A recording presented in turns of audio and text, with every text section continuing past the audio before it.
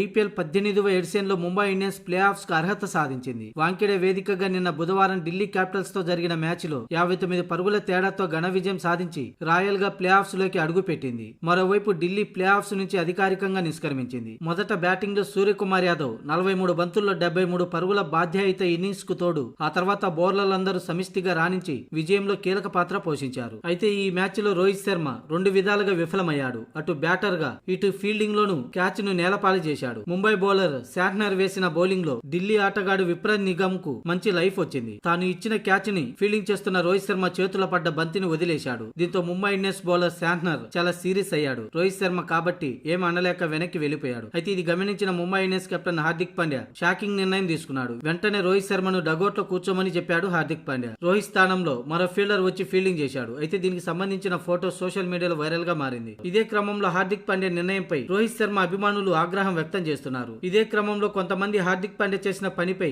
మెచ్చుకుంటుంటే Rohit Sharma fans మాత్రం హార్దిక్ ను తిట్టుకుంటున్నారు.